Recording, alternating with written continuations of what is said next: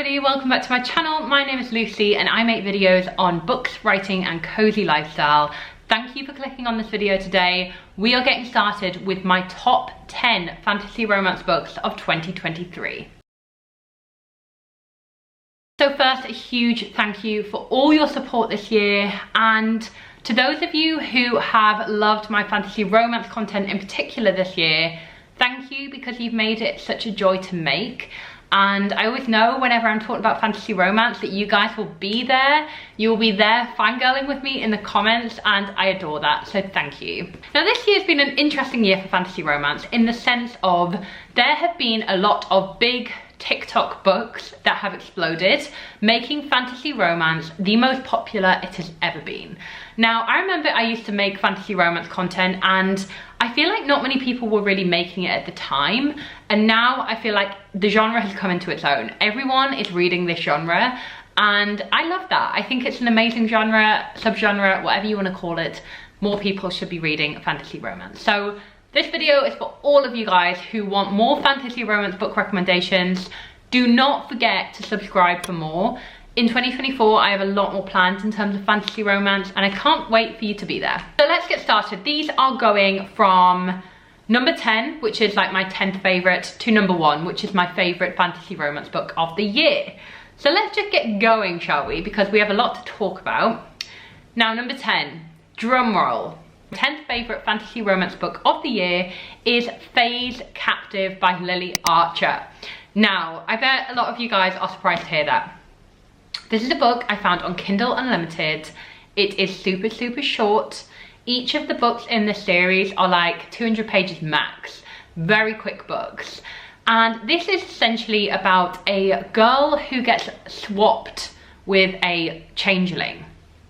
So she is just living in the modern day, our main character, and she gets swapped with a fairy living in the, I think it's the Unseelie court. When this girl arrives in the fairy courts, she finds herself in the dungeons of a Fae King's court. She is expected to serve him, and when she does, she locks eyes with this other Fae King, who is the king of the Winter Court, and he immediately mates with her. Like his mating bond like snaps into place. We've all seen that. And what's hilarious about this is she obviously doesn't know who this person is. He takes her and he starts to make his way back with her to his home in the Winter Court. So this journey is really hilarious because like he is obsessed with her, she wants nothing to do with him, and eventually over 3 books like they start to get closer and closer. Of course, she ends up falling for him as well. So the plot is, it leaves something to be desired, don't get me wrong. I'm not kind of saying this is an incredible book by any means, but it served its purpose, and I just wanted a Fae romance, a Fae fantasy romance that just hit the spot, and it did just that. I think what I didn't expect was that dynamic between our main character and her love interest, and just how funny that dynamic would be where, you know, this Fae male has just, you know, the mating bond snapped into place and he sees her as his mate, but then of course she is like, who is this person? Why is he acting so obsessed with me? It was quite funny, and I really did enjoy their relationship, how they kind of got closer and closer, and also the fact that this was a quest, kind of like a journeying book series where they're on the road to the Winter Court. So Faeries Captive, would recommend if you want something short, sweet, and you know, isn't going to cause anyone any harm. It's just a really enjoyable ride. So I think I gave this book like 3 to 4 stars, but I was really impressed. I think I got more than I thought I would. So this comes in at number 10. Now number 9 is Fortuna Sworn by KJ Sutton. This is another Fae fantasy romance, and what's so great about Fortuna Sworn is that it is a multi-book series. So if you enjoy the first book, Fortuna Sworn, then you probably will enjoy, I'm hoping, the other books in the series. I was really pleasantly surprised by Fortuna Sworn, and that's why it's coming in at number 9, because I expected to not enjoy this.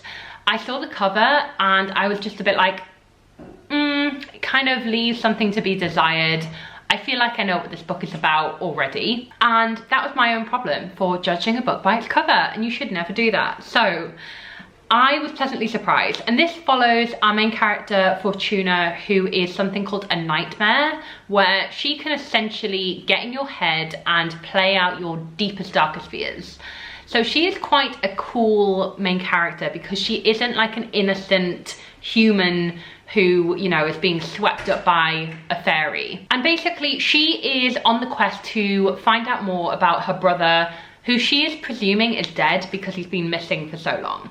So Fortuna is trying to find out info about her brother. She meets this fairy guy, this fae male, and he says, I will help you, but you need to marry me in order to enter the courts and have my protection. So she agrees to marry him. She's like, why not? Goes into the fairy courts, and there it just is chaotic. Like, there are all sorts of creatures down there, different types of fairies. This is quite dark. I would say there are a lot of kind of more adult scenes, and scenes that are quite like, you know, lots of torture, things like that. Like, this doesn't shy away from all that. And as Fortuna tries to find her brother and uncover what actually happened to him, there's other complexities at stake, including kind of the role of king and queen as well. So, not going to go too much into spoilers here, but I really did enjoy it. I was very surprised, and I do want to continue the series in 2024. Now, number 8. Who's going to be surprised at this? I feel like this was everywhere at the beginning of the year. Number 8 on my fantasy romance favourites this year is The Serpent and the Wings of Night and The Ashes and the Star-Cursed King. And this is by Carissa Broadbent. So, Serpent and the Wings of Night was absolutely everywhere, as I said, first half of this year. And I would say for good reason, genuinely, because I do think it was really fun and it was very fast paced and very addictive. This is vampire romance. I think it's fair to say vampires are well and truly back, and I couldn't be more delighted by this. And I do think The Serpent and the Wings of Night just did vampires in a very different way, which I really enjoyed. So this follows Araya, and Araya is the daughter of the vampire king called Vincent. Now Araya is a human girl, and she has been waiting all of her life to enter this kind of contest that is run by this god. And basically whoever wins this kind of like Hunger Games style, you know, like contest, gets to have a wish from the goddess. And Araya's wish is to be heart-bound with Vincent so that they can share each other's powers, and she will kind of become a vampire, like close to a vampire as possible. So of course she enters this contest, and what's very clear are there are two warring clans of vampires, the Hyaj vampires and the Rashan vampires. Now they are mortal enemies, and she ends up working with a Rashan vampire, who of course is the love interest, and they end up teaming up to try and defeat these trials together. Super fun, like really great premise, the first book, and the second book just goes even crazier. Like the plot twists are insane. The romance between Araya and our love interest guy, his name is Rain, and I did enjoy their dynamic actually. So I really enjoyed this duology. I thought it was super fun. But that is number 8 on my favourite fantasy romances of the year. Now let's go in at number 7. Now, this book completely blew me away, and I'll explain why in a second. This is The Ballad of Never After by Stephanie Garber. This is book 2 in the Once Upon a Broken Heart trilogy, and I've actually just read the final book in the series, A Curse for True Love, and I didn't obviously include that in this video because I just didn't love that book. I gave it 3 stars. I think I gave this like 5 stars or 4 stars. I adored this book. Such a strong second book. Now the Once Upon a Broken Heart series follows Evangeline Fox, who has had her heart broken quite savagely, and she appeals to a fate who is kind of like a godlike being, an immortal being, to basically cure her of her broken heart, and in exchange she owes him 3 kisses of his choosing, and that means he can choose who she kisses essentially, which is a really fun premise. This brings her to the Magnificent North, which is this really magical place of fairy tales. Like, it's a super gorgeous setting, so whimsical. Like, this whole series is so whimsical. And of course, the main kind of love interest pairing is between Evangeline Fox and Jax, who is the Prince of Hearts, who is the fate that she kind of appealed to cure her of her broken heart. So the reason why I picked this book in my favorites is because the plot was perfection up until the end when a certain trope is used. I will go into this in my kind of review of the third book, which is in a vlog that I put up a few weeks ago. That is my Will Fantasy Romance Cure Me vlog. Basically, I got really ill and just decided to read a load of fantasy romance, and it was a hell of a week. So I reviewed that book in that vlog. But this book was perfection in terms of the love story between Evangeline and Jax, and the certain cute scenes that they just have together. The plot was a wild ride, and I feel like this book just defied the second book syndrome that a lot of trilogies have.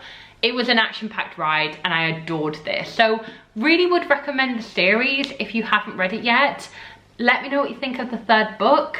I was sadly disappointed, but this book hits everything. It's so, so good. Okay, coming in hot at number 6 is Glint by Raven Kennedy. Now, I read Guild a year or two back, and I've got to admit, didn't fully fall in love with that book. I felt it was trying to do too much, and I just couldn't connect with Oren, who was the main character. Now, you guys, and this is why I love you, you were like, keep reading the series, it gets so much better. And you were right. So I read Glint, and that's book 2 in the series. Absolutely loved it. So this follows Oren, who is a woman made of gold, and she has been touched by King Midas. He has turned her to gold. The second book sees her be captured by Commander Rip, and that is when she starts to learn that maybe King Midas, who she has this like weird Stockholm syndrome about, even though he kind of keeps her captive, she's like convinced she's in love with him. All of that starts to unravel in book 2, and you kind of realize who Midas really is. Fascinating. I adored book 2. I thought it was so, so powerful. Glint is just a very different book to book 1, and also sets up a very different romantic pairing. So I really would recommend like reiterating it to you guys who've read Guild, didn't love it. Glint is very, very different, and I'm desperate to continue the series. So I'm hoping to read more of that in 2024. But number 6 has to be Glint by Raven Kennedy. Really like the direction this series is going. We are in the top 5. This is exciting. So drum roll, number 5 has to be The Scarlet Veil by Shelby Maharin. This is a spin-off series to the Serpent and Dove series by Shelby Maharin. That series really focuses on Lou, who is a witch, and she marries Reed, who is a chasseur, who is basically a witch hunter. So great kind of enemies to lovers there. Such a good series, absolutely loved it. This follows one of the characters in the original series called Selly, and Selly is a normal human woman, and she gets kidnapped by a vampire. Now the vampire in question, Mikhail, is like, oh, I'm obsessed with him, I'm obsessed with their romance. The romance in this does pick up like from halfway on.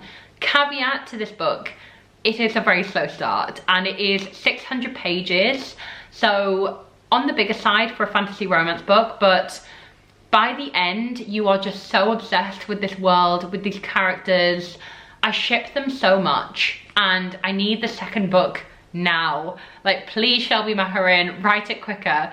So I'm really excited about where the next book is going to take us. I think it is a duology, but I absolutely adored the romantic pairing in this book. And if you've read it, let me know what you think, because the vampire romance in this, it's so seductive. Like, it's very kind of, oh, even though there's no spice in this, like, this isn't a spicy book. It is deliciously good, and you can feel the tension building, and I just cannot wait for book 2. I want that to be just everything I dreamed of in terms of the two characters, the love interest and the main character just getting together and having that romantic resolution that we all want. So really would recommend The Scarlet Veil. Please do persist if you're struggling with the beginning. the payoff is worth it in the end. Now, number 4 is a bit of a surprise because I don't know if this would be considered like a traditional fantasy romance. This is Anastasia by Sophie Lark. Now, this is another book that I think has had very mixed reviews. For most of this book, this is a historical fiction book in the sense of there's not really a big romance plot. But by the end, the romance is so good. And yeah, I'm just obsessed with this book and with Sophie Lark as an author. This basically follows the story of Anastasia Romanov and the story of the Romanov family, which I'm sure you will all know if you watched the animated film, which obviously is not historically accurate whatsoever, and neither is this book, guys. It is a fantasy book.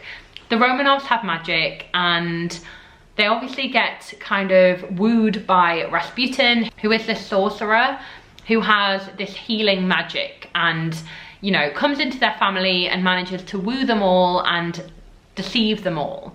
Now, instead of like Dmitri, who is in the animated Anastasia film, instead there is a character called Damien, who is a Cossack, and he is Anastasia's love interest. And throughout the entire book, they have this like incredible like toing and froing, this like kind of building desire, this beautiful love story that interweaves space and time. Like, you'll understand the time aspect when you read the book. I absolutely fell in love with this. It is a chunky beast. This is like 600-700 pages. So I really would recommend this book if you're after something so grand in terms of the scale. It's also not traditional fantasy romance in terms of being about like mythical creatures or fae or anything like that. It is like fantasy in terms of like a fantastical setting using magic, and has an amazing romance. So really would recommend this. Absolutely fell in love. Very deserving of my number 4 spot in my best fantasy romance books of the year.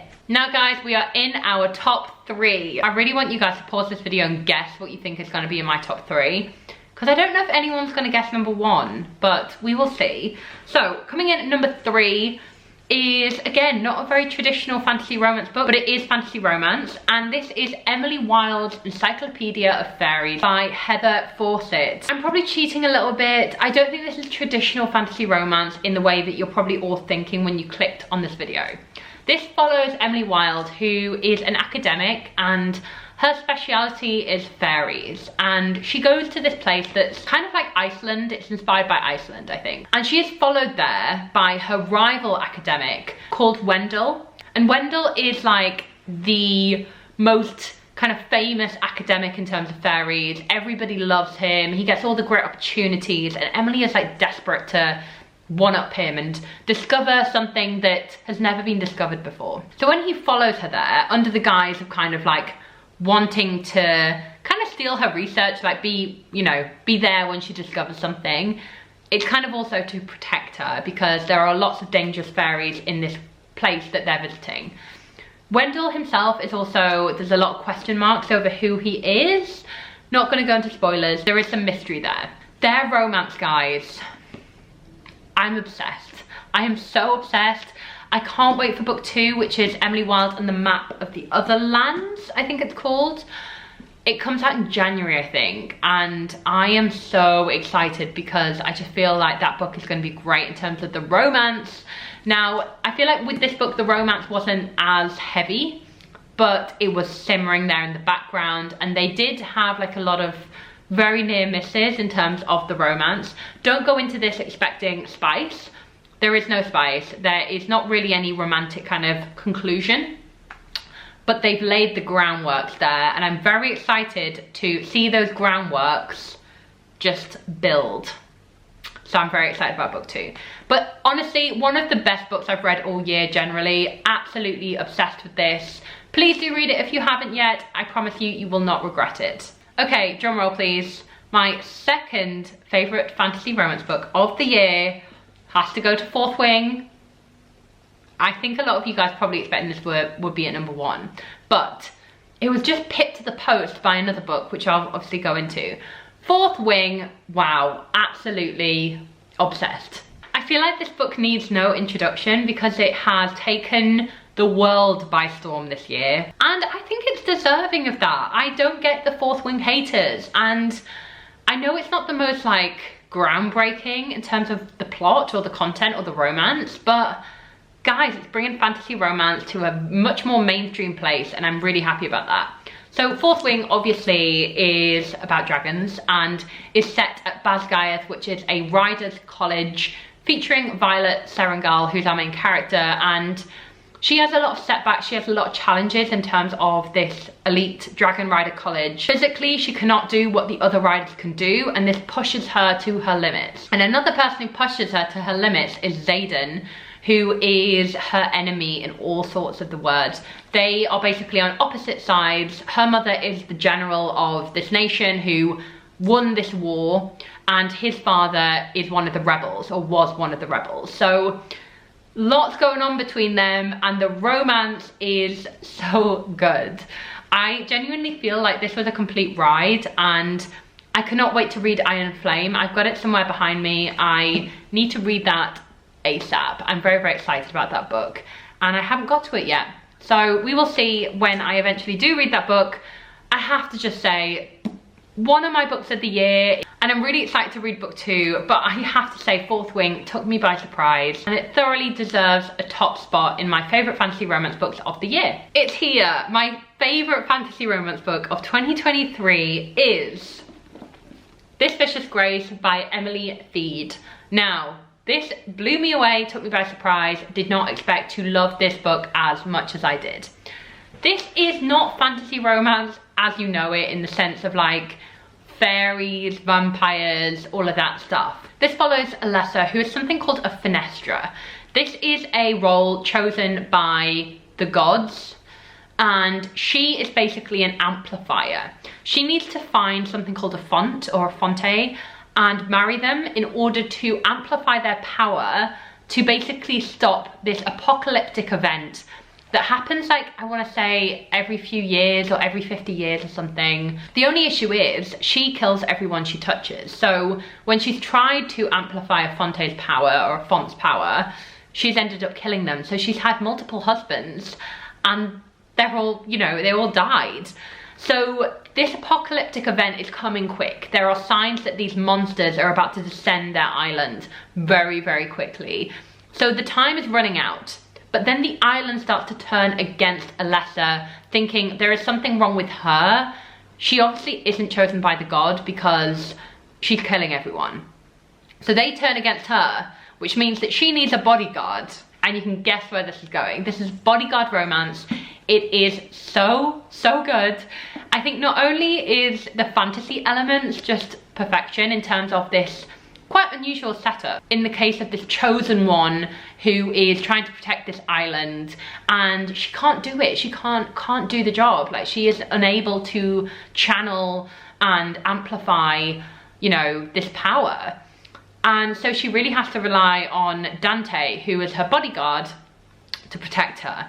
But she also learns a lot from Dante, and Dante has a secret as well. Not gonna spoil, but his journey is fascinating as well. And their romance, guys, I'm obsessed. I need to read more bodyguard romance because, oh my god, the dynamics in this were so good. The ending is insane. Like, oh my god. Please read this book. Please read this book. If there's one takeaway from this video, read This Vicious Grace. You will not regret it. The second book is coming out very, very soon. I want to say, I think at the beginning of 2024. And I'm in countdown mode. I'm obsessed. So yes, absolutely love this book. It is my favorite fantasy romance book of the year. And if you have read it, let me know what you thought about it. I welcome all your thoughts, and I really hope you enjoyed this video and you enjoyed my ranking in terms of my top 10 fantasy romance books of 2023. I can't wait for what fantasy romance books are going to come out in 2024. I am going to do a fantasy romance most anticipated video, so you can just get an idea of what fantasy romance books are coming out next year. You can join me in being very excited for them. So guys, a huge thank you for watching this video. I really appreciate all of your support. All the books are going to be linked down below as well if you want to check them out and buy a copy. And please do let me know in the comments, what is your #1 favourite fantasy romance book of 2023? Let me know what you read this year. Thanks again for watching. If you did enjoy this video, why not click that subscribe button? And I'll see you very, very soon for my next video. Bye!